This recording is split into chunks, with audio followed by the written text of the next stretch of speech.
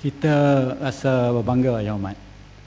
United Kingdom pun baru buat revision kepada education policy pada minggu lepas, dibentangkan di House of Commons. Tak ada consultation yang begitu besar dibuat. Bahkan komplain rata-rata mengatakan jabatan kementerian buat sendiri. Sila Yang Berhormat Pasir Panjang. Terima kasih. Itu soalan tambahan saya. Saya mengucapkan tahniah di atas usaha yang dibuat oleh kementerian. Cuma saya ingin mencadangkan juga, saya ingin mencadangkan supaya nilai agama dijadikan teras utama supaya melahirkan masyarakat yang berakhlak dalam kita untuk melahirkan masyarakat yang menjauhi daripada perbuatan yang tidak bermoral. Soalan saya ialah, apakah kajian yang telah dibuat oleh pihak kementerian iaitu berkaitan dengan sistem PBS, pertaksiran berdasarkan sekolah? Sebab kita melihat ini mendapat rungutan banyak daripada guru-guru. Sistem ini membebankan pihak guru. Apakah kajian menyeluruh terhadap sistem PBS ini, terutama kesannya terhadap pelajar dan kepada beban pada guru itu sendiri? Minta penjelasan. Terima kasih Yang Ketua pada Yang Berhormat yang menyokong usaha yang telah dibuat oleh kementerian dalam menyediakan laporan ini.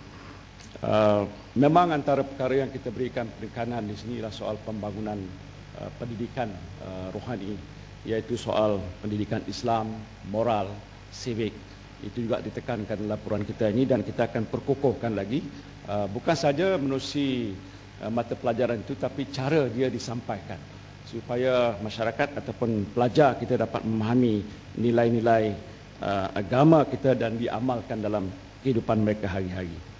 Soal yang kedua yang disebutkan soal sistem pentaksiran berdasarkan sekolah ini ialah selepas kajian yang telah pun kita buat, di mana dikatakan sebahagian sistem kita ni banyak tertumpu kepada peperiksaan.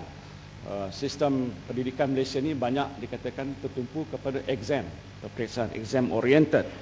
Jadi oleh sebab itu kita telah pun membuat kajian dan dalam kajian kita mendapati bahawa kita boleh mengalih sistem ini untuk mentaksir keupayaan pelajar kita bukan berdasarkan sistem peperiksaan awal. Kita hanya mencadangkan umpama dalam kajian kita ini dikekalkan dengan sistem UPSR yang sedia ada dan akan kita hapuskan sistem peperiksaan PMR tahun 2014 dan hanya di peringkat SPM saja. Jadi 2 peperiksaan awal.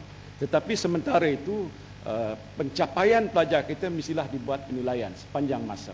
Dan cara yang kita buat ialah dengan kita mengenalkan apa yang disebutkan PBS tadi, iaitu pentaksiran berasaskan sekolah, di mana ujian-ujian yang ditetapkan di peringkat sekolah itu disediakan oleh sekolah sendiri, tetapi atas bantuan dan nasihat daripada lembaga peperiksaan supaya ada suatu bentuk keseragaman, supaya bila pelajar itu dinilai, dia dinilai atas dasar yang betul. Tetapi memanglah di peringkat awal ni saya tahu dan saya pun sendiri dapat laporan bahawa guru berhadapan dengan masalah sedikit. Satu, agak dikatakan satu benda yang baru. Beban itu perlu dibuat di mana dia kena laporkan sistem komputer yang telah pun disediakan. Ada waktu mana yang mereka terpaksa bekerja sampai pukul 2-3 pagi untuk nak menentukan supaya laporan itu dapat disediakan dalam tempoh masa tertentu. Tetapi insya-Allah saya fikir dalam tempoh tidak berapa lama lagi dia dapat diperkemaskan. Jadi soal ini mungkin sementara, tetapi pentingnya dengan adanya PBS ni, maka prestasi pelajar kita dapat kita nilai secara lebih tepat dan tidak ada tekanan pada mereka untuk hanya menghadapi peperiksaan awam pada mana yang kita lakukan pada hari ini.